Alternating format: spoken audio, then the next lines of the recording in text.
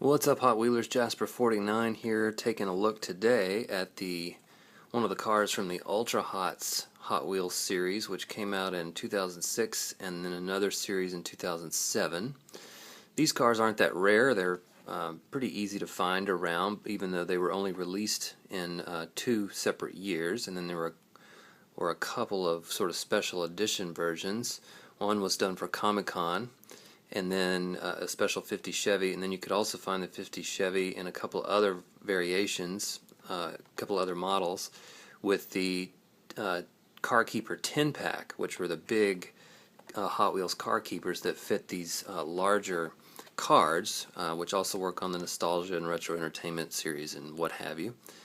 But the Ultra Hot series is kind of cool because it's a lot like the 100% series in a way, because the castings are usually pretty unique and nice. The paint jobs are very well done and detailed. Usually has a moving part like the 100% series, rubber tires like the 100% series, and metal bases, all metal on metal. Now, some of the 100% series don't have metal on metal, but I'm pretty sure all the Ultra Hots do, but I'm not for sure.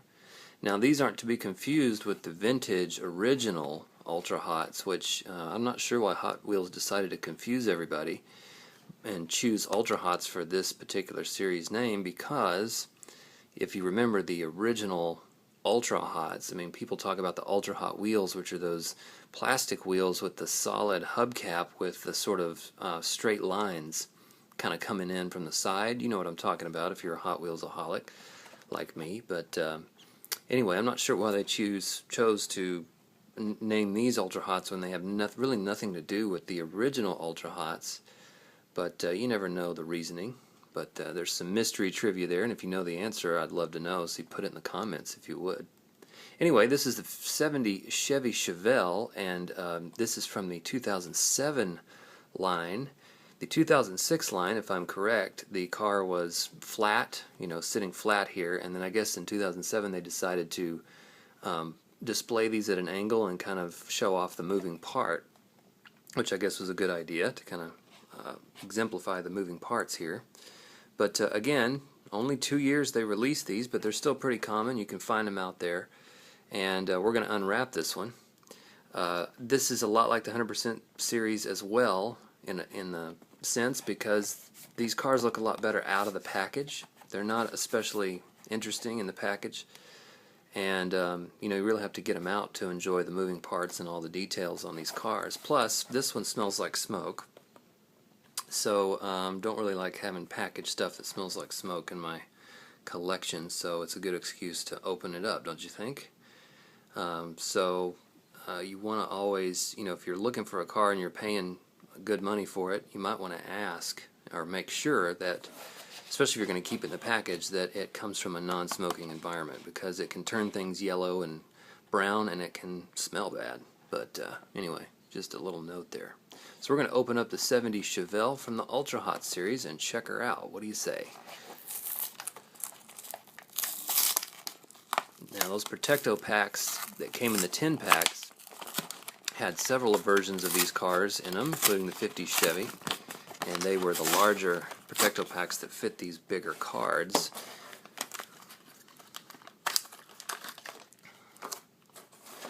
Alright, let's get this stuff out of the way. So here we go, is the 70 Chevelle, very nice, and has the opening hood here. So let's set it down there, and I'll get you in a little closer so you can admire this little blue hot rod here.